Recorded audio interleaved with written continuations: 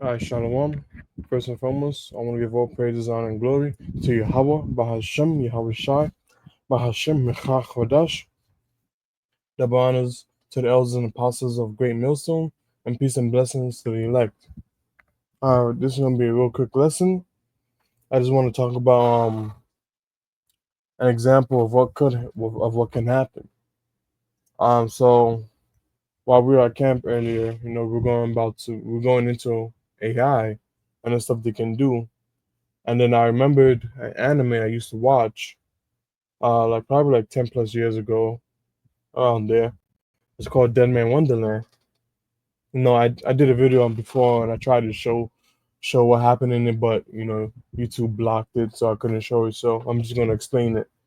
And it's in the first episode of Dead Man Wonderland. You can go watch it if you want. So basically, you have the main character, and it's a regular guy, regular student, probably in high school, somewhere around there. And then you have this supernatural creature, and they're on the third floor. You have the supernatural creature come to the window, and he basically uses some unknown power and basically deletes the whole classroom, and is only left with the main character. And then um, the main character wakes up in a hospital, and then he's freaked out about everything. He's still in shock, and then you have his quote unquote lawyer come up saying he's gonna do everything in his power to help him, but he basically lied. So in the court, they find him guilty, and then he's still in shock because he doesn't know why he's what's that word? He doesn't know why he's guilty. So everyone has already watched the evidence, including the judge, and he hasn't seen the evidence himself. So it's like the judge, like based on the evidence, everything we've seen, probably find him guilty. And then the parents of the classroom, they're in the audience, and then they basically come over, but the fathers mainly, they come over and beat the main character up. And he's like, the main character is like, he didn't do it, you know, everything they're saying is a lie. And then one the girl he likes, her phone fell out of his pocket and plays a video. And the video was basically about him being framed of the whole massacre, the whole deletion, basically saying, and it goes into how he was talking to the lawyer and basically saying that he did it, he did everything, and he hit the weapon and all that. So he's in shock, and then but that video was fake. It was all made up. The video, the guy in the video looked like him, sounded like him, and everything, but it was all fake. So he ends up getting sent to prison, and I'm not gonna get into that because the whole the whole story behind that. Because that's just the first episode. So yeah. So the name of the anime is called Dead Man Wonderland, and I just wanted to bring out this precept of Matthew 10 and 19. I could start from verse 16 actually. And it reads, "Behold, I send you forth as sheep in the midst of wolves. Be ye therefore wise as serpents and harmless as doves. But beware of men, for they will deliver you up to the councils, and they will scourge you in the synagogues, and you shall be brought before governors and kings for my sake, for testimony against them and the Gentiles."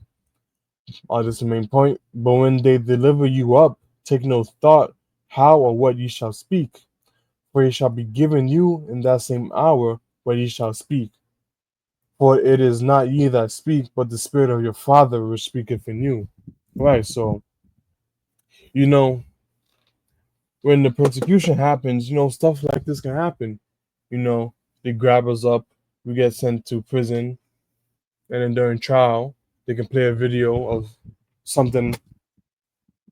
They can accuse us of doing something and play a video to back it up, but in reality, that never actually happened.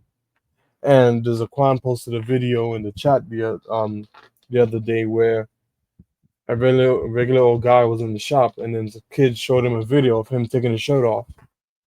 But that never happened. It's all AI. So yeah, that could very much happen, stuff like that, you know. But when stuff like that happens, when the time comes, don't worry about it. Just leave it to the Lord, you know. Bank all your faith and trust in Him. You burn those boats, you know. Burn those boats and follow the Lord. If you get the saying. So yeah, and I just wanted to give a quick testimony also that I think it was like a year or two ago. I've gotten a speeding ticket. I went to court for it, and before I got to the courtroom, I talked with the same officer that gave me the ticket, and he said we could set it as a parking ticket. I just got to pay the fine. I was like, okay. So I go sit in the courtroom, 2 to 3 hours. I'm sitting there. I think like about an hour and a half in, we were waiting for the judge, and then they said the judge won't be able to make it, so we had to wait for another judge.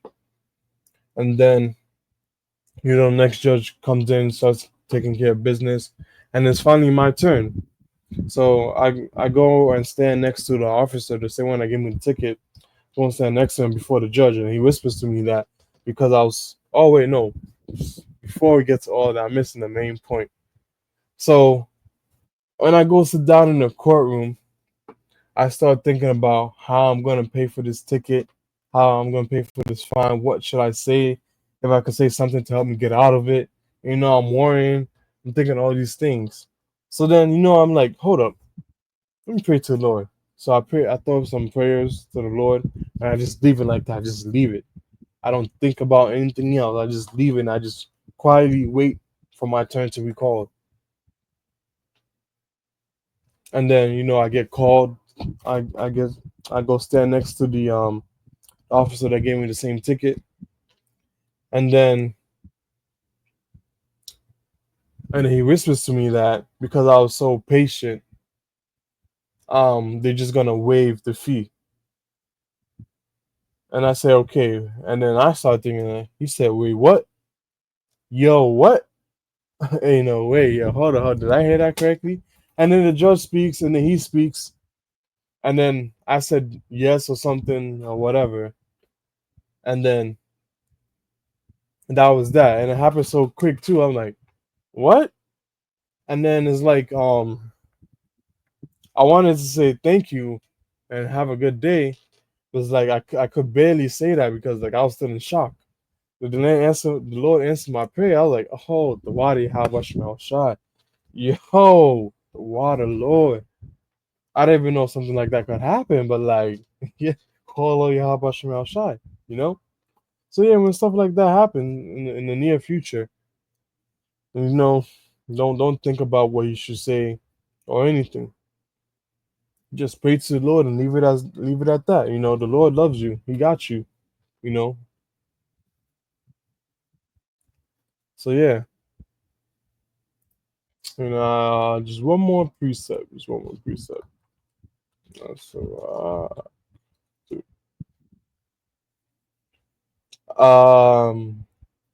this is the book of Ecclesiasticus, or the book of Sirach, chapter 2 and 10, and it reads, "Look at the generations of old and see." Excuse me. Did ever any trust in the Lord and was confounded, or did any abide in His fear and was forsaken, or whom did He ever despise that called upon Him? And the answer is no. If you read the scriptures, none. Any prophet or anybody that trusts in the Lord never forsook them.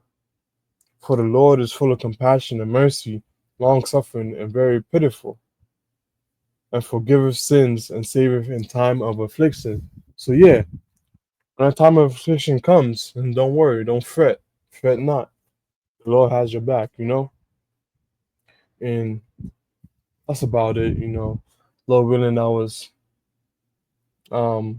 edifying, and until next time, Shalom.